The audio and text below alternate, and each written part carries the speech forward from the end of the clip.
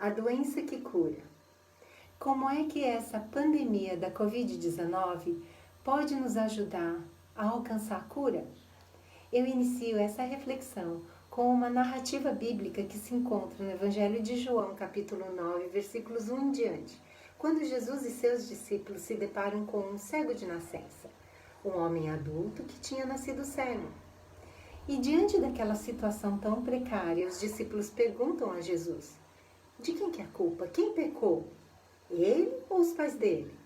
E Jesus responde: nem ele nem os pais. Isso aconteceu para que se manifestem nele as obras de Deus. Eu inicio essa reflexão com essa narrativa para lembrar que culpas, julgamentos e acusações nesse momento não vão nos ajudar a ter saúde, muito menos a ter cura. O que vai nos ajudar nesse momento é sobriedade, informação, autocuidado, conhecimento e responsabilidade, para que a gente possa agir dentro do protocolo que é recomendado e perceber as ações divinas e humanas que realmente manifestem a mão de Deus sobre tudo isso que está acontecendo.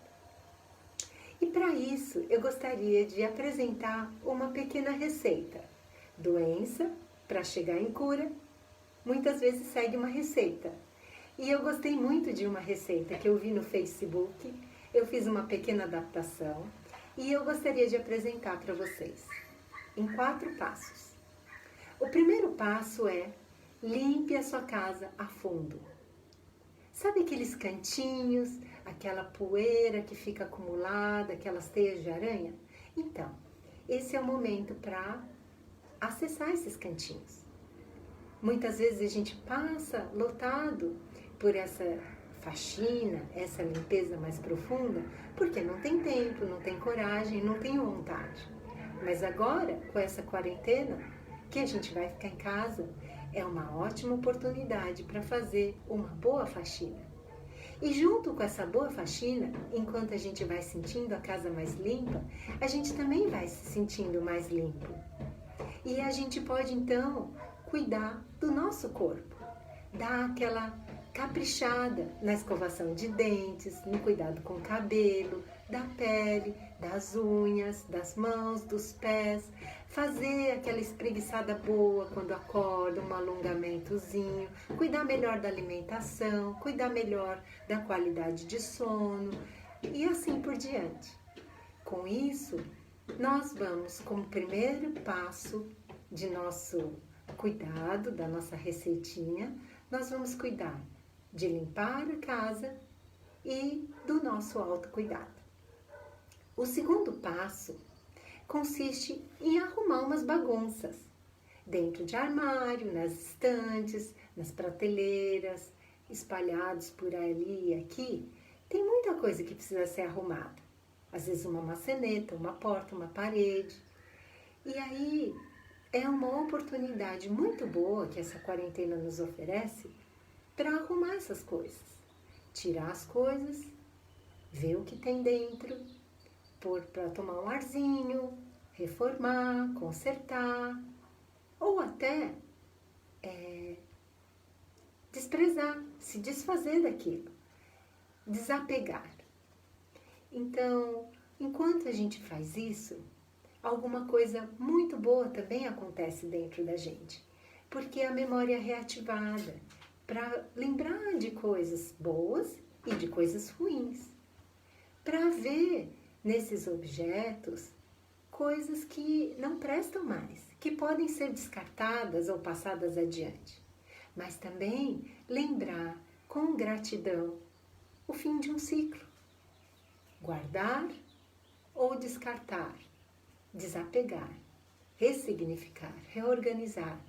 Esse é o momento em que, nesse segundo passo, nós podemos reorganizar, podemos desapegar com gratidão. O terceiro passo tem a ver com crescimento e novos aprendizados. Você pega uma semente, planta num vaso, rega e acompanha o crescimento da plantinha. e tira ervas daninhas, folhas secas, vai regando, conversando com ela. E enquanto essa plantinha cresce, você pode prestar atenção dentro de você. Quais são as sementes de ideais, de desejos, de intenções que estão lá adormecidas? Então, talvez seja um bom momento para regar e deixar florescer. Projetos artísticos, de ginástica, de trabalho, de estudos, EAD. É um momento bom para praticar e aprender coisas novas. Aprender a mexer no celular, aprender a mexer com tecnologia de informação. Isso vai fazer muito bem nessa quarentena. Novos aprendizados. Bom, casa limpa, autocuidado, reorganizado, tudo reorganizado, desapegos feitos, gratidão, plantinha no vaso, sementes dentro da gente sendo cultivadas. Vem a quarta etapa dessa receitinha. Quarto passo. Esse passo é o mais difícil, mas também é o mais terapêutico. É quando vem um vazio. A quarentena continua, eu já fiz muitas coisas e o tempo ainda tem bastante pela frente. E é um momento que vem um vazio, preenchido por solidão, ressentimentos, amargura, raiva, sensação de abandono, de rejeição. E vem emoções e sentimentos sombrios perto da gente. O que fazer? Acolher. Acolher, convidar para comer um lanche com a gente, para sentar no sofá. E aí nós perguntamos para essas emoções como é que elas chegaram até a nossa casa. O que elas querem comunicar, o que elas querem que eu faça, que a gente faça. E com isso, estamos dando voz, estamos dando luz àquilo que ficou recalcado dentro da gente, muitas vezes. Que no corre-corre das nossas atividades, de trabalho, de lazer, ou talvez de passatempo só, nós andamos fugindo. Então agora é o momento de não fugir, mas de encarar esses sentimentos, essas emoções sombrias, dar luz para ver o que existe dentro da gente recalcado, que pode ser ressignificado, que pode ser curado, que pode nos dar uma nova perspectiva, um novo horizonte e também uma libertação. Então, com essa pandemia, haverá muitas perdas. Perda de emprego, atividades, liberdade, de vínculos afetivos, de vidas preciosas que estarão sendo ceifadas. Todos nós vamos morrer, mais cedo ou mais tarde. E talvez a Covid-19 nos leve. Mas a proposta dessa reflexão é que nós possamos passar por esse momento o mais saudáveis possível, curados e curadas. Que nós possamos passar por esse momento assim como nós passamos pelo luto. Sabe aquelas etapas do luto? Negação, raiva, barganha, depressão e aceitação? Essas etapas do luto também estão sendo vivenciadas nessa Covid-19. Começou com negação? Não é possível. Não vai chegar aqui, tá lá na China. Na Itália tem muito idoso. Lá é frio, aqui é quente. E daí chega. Mas chega longe, né? E daí vai chegando mais perto. E quando a gente passa mal, ou vê alguém passando mal, a gente nega, fala, não é possível. Mas aí ela chega, a doença chega. Então, nós ficamos com raiva. Ai, por que saiu? Por que o governo isso? Por que o hospital aquilo? Por que o remédio aquilo outro? Mas não adianta. Essa raiva só adoece mais. E aí vem a barganha. Ai, se eu ficar quietinho, se eu fizer assim, se eu fizer assado, se o governo, se... Mas não funciona. E aí vem aquele sentimento, aquela sensação de vazio, de solidão, de impotência diante de tudo que está acontecendo. Mas em seguida, se a gente conseguir encarar firme esse momento, sem recuar, sem fugir, sem voltar atrás, sem ficar com raiva de novo, fazer barganha, negar, se a gente enfrentar, a gente vai se deparar com a aceitação. A aceitação de que nós podemos fazer alguma coisa sim, né? De limpeza, de autocuidado, de reorganização, de gratidão, de crescimento, de desapegos, de novos aprendizados. E há coisas que há coisas que não estão no nosso controle. Existem coisas que não estão nas nossas mãos para serem decididas. E diante dessa situação, eu gostaria de convidar para que nós pudéssemos olhar além dessa situação toda e abrir a nossa visão para novos horizontes, onde nós podemos contemplar as mãos de Deus nisso tudo, onde nós possamos olhar o céu azul, as aves no céu, as plantinhas, as flores crescendo no mato, reparar que o nosso corpo e a nossa vida valem tanto mais do que as roupas, as comidas e as bebidas que a gente tem usado.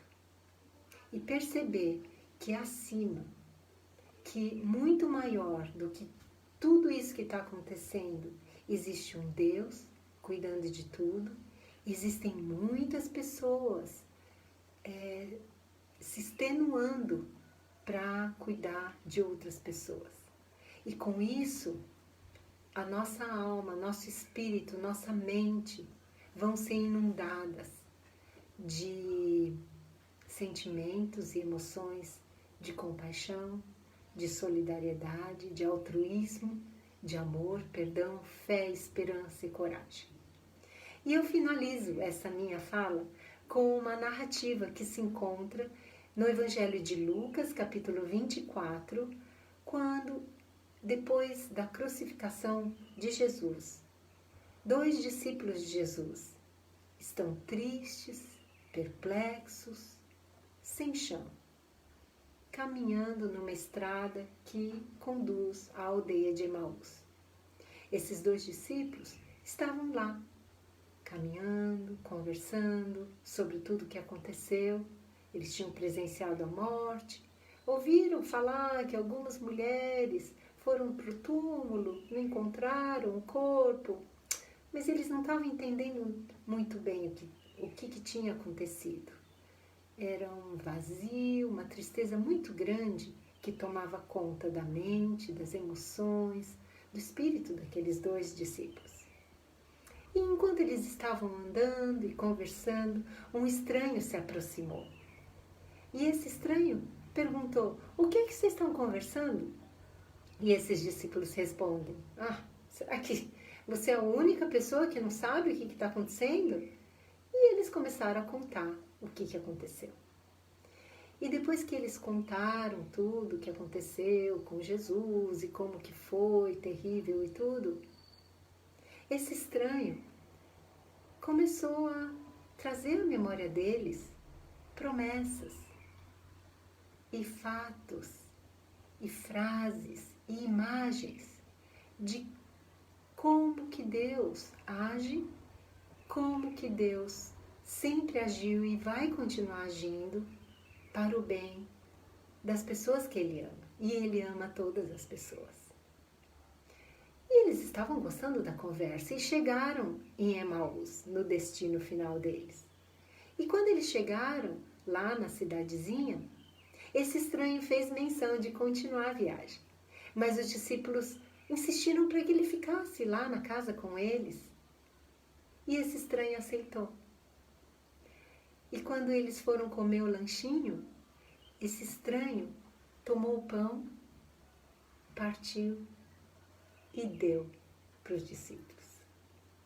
E esse ato tão simples e simbólico abriu os olhos desses discípulos, clareou a mente desses discípulos, e eles puderam ver que era Jesus que estava com eles.